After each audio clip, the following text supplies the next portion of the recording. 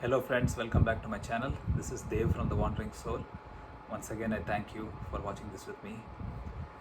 What do you think is the most watched or has been the most watched TV episode in recent times in terms of viewership? If anyone were to ask me that question, I would have said Game of Thrones. I firmly believe that the final episode of Game of Thrones attracted more viewers than any other TV series in recent times. But I would be wrong because the most watched TV series in recent times is a 33-year-old Doordarshan series. That's right, friends. Ramanand Sagar's Ramayan has been cited as being the most watched TV series in recent times. Let's watch this video to know more. For many, it is history and heritage. For others, it is about tradition and faith. And for yet others, it is mythology. Regardless of what your belief or ideology is, there is something that almost everybody should agree with. It is not possible to completely understand India without understanding the significance of the Ramayana.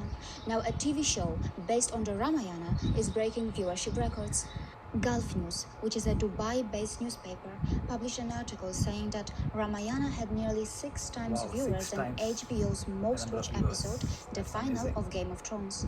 According to Nielsen data, an estimated 13.6 million viewers watched the last episode of Game of Thrones.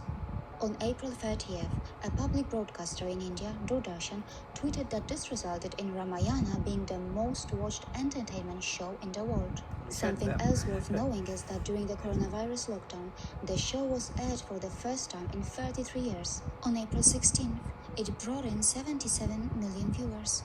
Earlier, the Wall Street Journal had published an article that stated, as Hollywood battles for subscribers in the worldwide streaming binge brought on by the new coronavirus, reruns of a 1980s religious drama from a state-run broadcaster have emerged as a surprise hit in India. Quite visibly, the news of the TV show breaking viewership records was a reason of celebration for many Indians, but it appeared that the story failed to interest most global media outlets. Apart from a few, most did not report the development. According to the Southeast Asia Center of University of Washington, the story of Rama, about the prince and his long hero's journey, is one of the world's great epics. It began in India and spread among many countries throughout Asia. Its text is a major thread in the culture, religion, history, and literature of millions. Each country in Southeast Asia has created a unique version of the story, as it has become a prominent part of the culture in these regions. Each version reflects the values and beliefs of that particular culture. This has resulted in hundreds of variations of the story of Rama throughout Asia, particularly in Southeast Asia.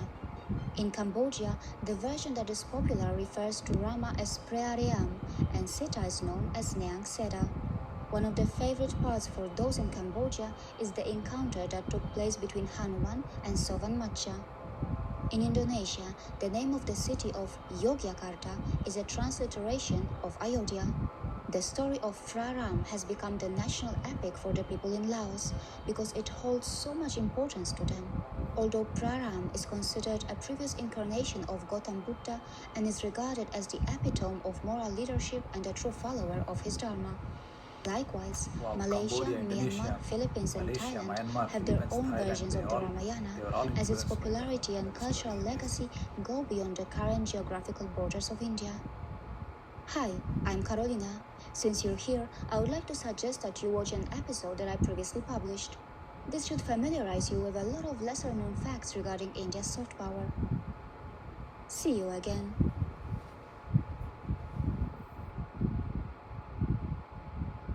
So, a couple of things about the facts that the video reported. I'm not surprised because first things, we had a lockdown recently, and combined with the fact that we have such a huge population, so I am not surprised that it raked in such a huge number of viewers. But it always makes me think, why are our epics so popular across generations, across the millennia? It's amazing, So I think few things that strike me straight away is, one thing is that they are both Ramayana and Mahabharata. They are great stories, like all epics, like Shakespeare's plays, like Homer's epics. They are great stories. They have heroism, they have villainy, they have sacrifice. They encompass, or they cover all aspects of human behavior and human emotions. And so in that sense, they are like complete stories. But to me, that is not what sets our the two epics apart from other stories. To me, the fact is that they also have a foundation of spirituality under them, a foundation of moral principles under them, which make us want to be, or which make us aspire to be better human beings, better people, better persons.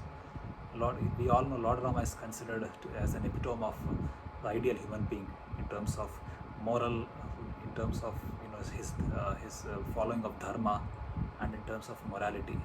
We all think like he is the ideal human being, ideal person, the most ideal ruler who has lived. So in that sense, both Ramayana and Mahabharata teaches so many things about life, which to me sets them apart from any other or most other epics across the world, across cultures. So not only are they great stories, they also have a lot of spiritual knowledge within them. That is one thing which is unique in my opinion. Another fascinating aspect is that all the places that are mentioned in both Ramayana and Mahabharata, they are really there in India. That gives it a lot of credibility in terms of it being largely historic event rather than purely mythological. So I cannot verify, I cannot go back in time travel and verify whether they really happened as they mentioned, as it is mentioned in the stories, in the epics or not. But I do know that the fact that these places are really there gives it a lot more credibility. So, and the one more thing that's very fascinating is how it has influenced other cultures outside of India.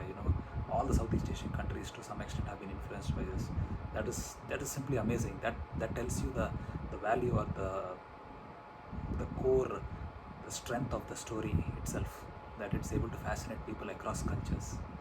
So I hope you liked the video, and I hope you enjoyed knowing about the facts as much as I did. And if you like my video, please do like my video and please subscribe to my channel. I'll see you all in my next video. Thank you once again. Thank you for watching this with me. Bye.